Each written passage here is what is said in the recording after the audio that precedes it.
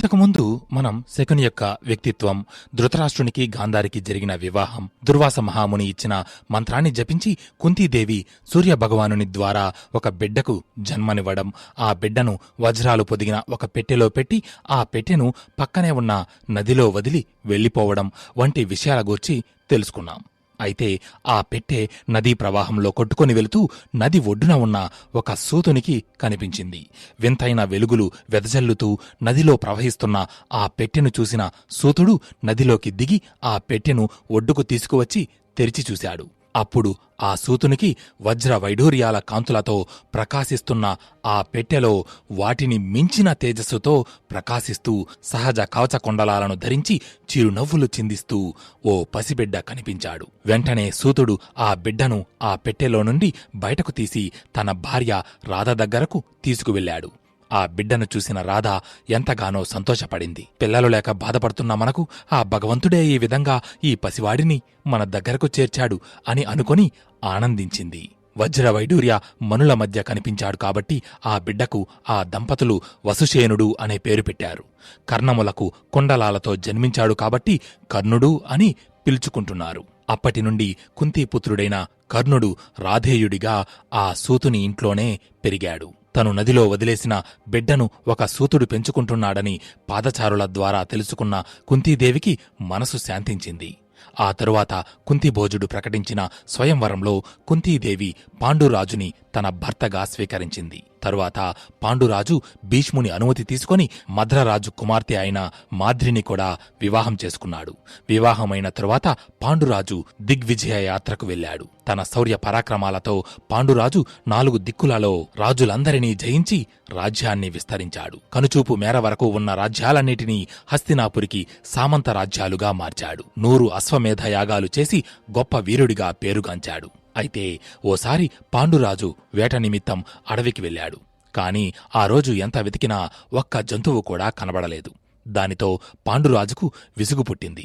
సరిగ్గా అప్పుడే పాండురాజుకు 2 జింకలు ప్రణయ కలాపాలలో మునిగి తేలుతూ కనబడ్డాయి. అప్పటికే ఒక్క జంతువు కూడా కనబడక విసుగు చెంది ఉన్న పాండురాజు మంచి చెడ్డలు ఆలోచించక వాటి మీదకు బాణాన్ని గురిపెట్టి సంధించాడు. పాండురాజు ధనస్సు నుండి వెలువడిన ఆ బాణం అత్యంత వేగంగా ప్రయాణించి ఆ 2 జింకలలోని ఆడజింకకు తగిలి ఆ జింక శరీరాన్ని చీల్చుకుంటూ వెళ్లి మగజింక శరీరంలోకి దిగింది. బాణం తగిలిన వెంటనే ఆడజింక తన ప్రాణాలు విడిచింది. కాని మగజింక ఇంకా కొన ఊపిరితో ఉంది. ఇంతలో పాండురాజు ఆ జింకల దగ్గరకు వచ్చాడు. పాండురాజుని చూసిన మగజింక పాండురాజు చూస్తుండగానే ఒక ముని రూపాన్ని ధరించింది. అది చూసి పాండురాజు ఆశ్చర్యపోయాడు. నిజానికి ఆ జింకలు సాధారణ జింకలు కాదు, ఒక మునిపత్ని. అయితే వారు తమకి ఉన్న తపశ్శక్తి ద్వారా జింకల రూపాన్ని ధరించి క్రీడిస్తున్నారు. ఈ విషయం తెలియక పాండురాజు వారిపై బాణప్రయోగం చేశాడు. కొన ఊపిరితో ఉన్న ముని పాండురాజు వైపు చూస్తూ, మహారాజా, వేట క్షత్రియ ధర్మం, అందులో తప్పులేదు. కాని అనారోగ్యంతో ఉన్న జంతువులను, క్రీడిస్తున్న జంతువులను అతి కిరాతకులు కూడా వేటాడరు. ధర్మాధర్మాలు తెలిసి కూడా మీరు క్రీడిస్తున్న మాపై బాణం ఎందుకు ప్రయోగించారు అని అడిగాడు. దానికి పాండురాజు, నేను మిమ్మల్ని మోసగించిగాని నమ్మించిగాని చంపలేదు, కాబట్టి ఇందులో నా తప్పేమీ లేదు అని తనని తాను సమర్థించుకున్నాడు. దానితో ఆ ముని కోపంతో పాండురాజు వైపు చూస్తూ, అధర్మంగా సంగమిస్తున్న మమ్మల్ని నువ్వు ఎలా చంపావో అలాగే నువ్వు నీ భార్యతో సంగమించిన మరుక్షణమే మరణిస్తావు అని శపించి తన తుది శ్వాసను విడిచాడు. ఇక్కడ మనం జాగ్రత్తగా గమనిస్తే పాండురాజుకు ఎప్పుడైతే అడవిలో ఒక్క జంతువు కూడా కనబడలేదో ఆయన తన విచక్షణా జ్ఞానాన్ని మరచి ధర్మాధర్మాలు పట్టించుకోకుండా క్రీడిస్తున్న జంతువులపై బాణప్రయోగం చేశాడు. కాబట్టి ఎప్పుడూ కోపంలో గాని బాధలో కాని అధిక సంతోషంలో ఉన్నప్పుడు గాని నిర్ణయాలు తీసుకోకూడదు అని మన జీవితానికి ఓ సందేశం. బాణం తగిలి కొన ఊపిరితో ఉన్న ముని అధర్మంగా నన్ను ఎందుకు కొట్టావు అని అడిగినప్పుడు పాండురాజు తన తప్పు ఒప్పుకొని క్షమాపణ చెప్పి ఉంటే ఆ ముని శపించకుండా తప్పక క్షమించి ఉండేవారు. కాని పాండురాజు తన తప్పు ఒప్పుకోకుండా తనను తాను సమర్థించుకొని తన చేతులారా తానే శాపానికి గురయ్యాడు. కాబట్టి మనం ఎప్పుడైనా పొరబాటున తప్పు చేసినా ధైర్యంగా తప్పు ఒప్పుకొని క్షమించమని కోరడం ద్వారా ఎదుటివారి దృష్టిలో మన పట్ల మంచి అభిప్రాయం ఏర్పడుతుంది. ముని ఇచ్చిన శాపానికి పాండురాజు దుఃఖించి సంసార సుఖం లేనప్పుడు తపస్సు చేయడమే మంచిదని భావించాడు. తన భార్యల వైపు చూస్తూ, మీరు హస్తినాపురానికి వెళ్లి భీష్ముడికి, మాత సత్యవతీదేవికి జరిగిన విషయం చెప్పండి. నేను ఇక్కడే ఉండి తపస్సు ఆచరిస్తాను అని అన్నాడు.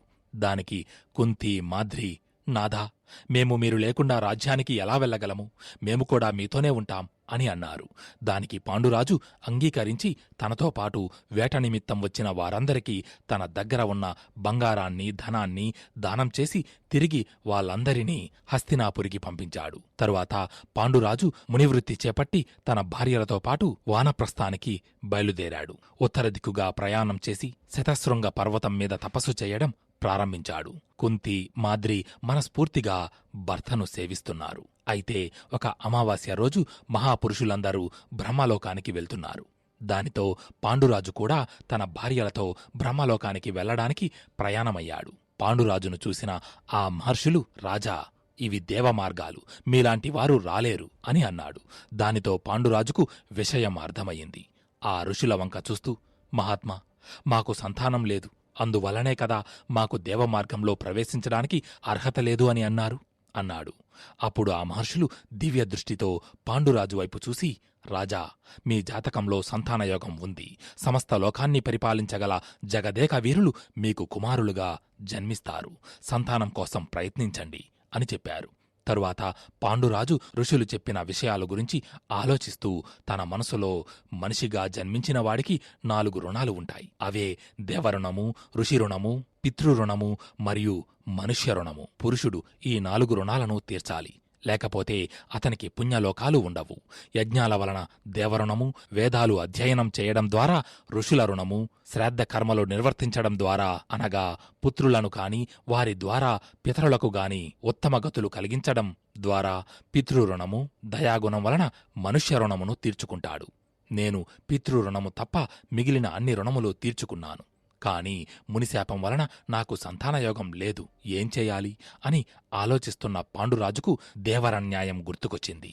వెంటనే కుంతీదేవిని పిలిచి ఆమె వైపు చూస్తూ, కుంతి, సంతానం లేకుండా జీవించినా మరణించినా ఒకటే. కాబట్టి ధర్మమార్గమున దేవరన్యాయం ద్వారా పుత్రులను నీవు కను అన్నాడు. దానికి కుంతీదేవి, మహారాజా, మేము నీ ధర్మపత్నులం, మనసులో కూడా పురుషుడి గురించి ఆలోచించం. అలాంటిది వేరే వారి ద్వారా సంతానాన్ని ఎలా పొందము? కాని నాకు వివాహం జరగకముందు దుర్వాస మహాముని నేను చేసిన సత్కారాలకు సంతోషపడి నాకు ఒక మంత్రోపదేశం చేశారు. ఆ మంత్రం జపించి నేను ఏ దేవతను స్మరించినా ఆ దేవతలు ప్రత్యక్షమై వారి అంశతో బిడ్డను ప్రసాదిస్తారు. ఆ మంత్రము సహాయంతో మనకు సంతానం కలుగుతుంది. నేను ఏ దేవతను ఆరాధించాలో చెప్పండి అని చెప్పి కర్ణుడి విషయం ఒక్కటి మాత్రం దాచి మిగతా విషయమంతా చెప్పింది. దానికి పాండురాజు సంతోషపడి, కుంతి, ధర్మదేవుడిని మించిన దేవత లేదు. ఆయన కారణంగా మనకు ధర్మాత్ముడు, సద్గుణ సంపన్నుడు అయిన పుత్రుడు జన్మిస్తాడు.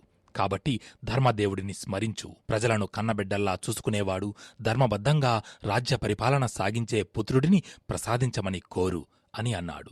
భర్త అనుమతితో కుంతీదేవి యమధర్మరాజును స్మరించింది.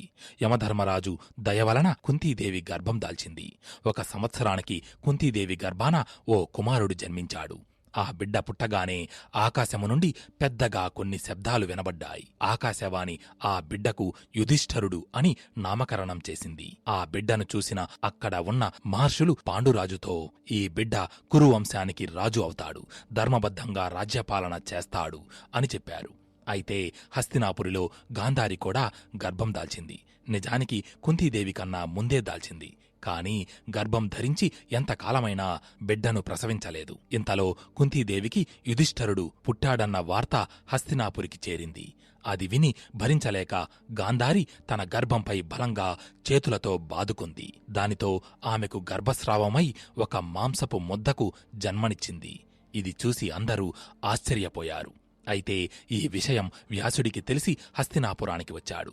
ఆ మాంసపు ముద్దను 101 భాగాలుగా ఖండించి వాటిని నేతి కొండలలో పెట్టి కాపాడమని, ఆమెకు 100 మంది పుత్రులు, 1 పుత్రిక కలుగుతారని చెప్పాడు. తను చేసిన పనికి బాధపడి వ్యాసుడు చెప్పినట్టు చేసింది. అయితే అక్కడ శతశృంగ పర్వతం మీద ఉన్న పాండురాజుకు మరొక కొడుకు కావాలనిపించింది. వెంటనే కుంతీదేవి దగ్గరకు వెళ్లి, కుంతి, బలమైన వేళ్లతో భూమిలో కూరుకొని ఉన్న పెద్ద పెద్ద వృక్షాలను సైతం పెకిలించి గాలిలో ఎగరవేయగల శక్తి వాయువుకి ఉంది. ఆ వాయుదేవుని స్మరించి అంతటి బలశాలి అయిన పుత్రుడిని పొందు అని అన్నాడు.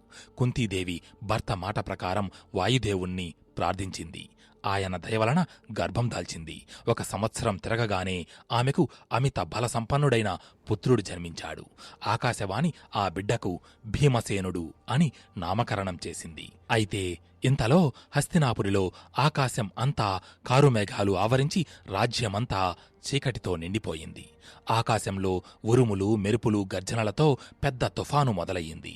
రాజ్యంలోని పశువులు వింతైన శబ్దాలు చేస్తూ అరుస్తున్నాయి. ఈ శకునాలు వేటిని సూచిస్తున్నాయా అని వ్యాసుడు తన దివ్య దృష్టితో చూశాడు.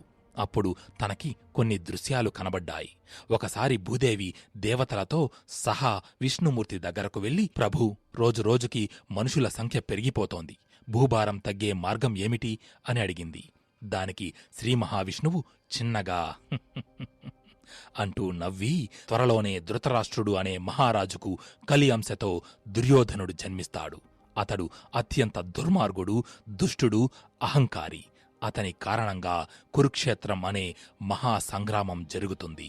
ఆ యుద్ధంలో సమస్త భూమండలంలోని రాజులందరూ పాలుపంచుకొని యుద్ధం చేస్తారు. ఆ యుద్ధంలో దుర్యోధనుడు, తన సోదరులు, ఆ యుద్ధంలో పాల్గొన్న రాజులందరూ మరణిస్తారు. అప్పుడు భూభారం తగ్గుతుంది, చింతించకు అని అన్నాడు.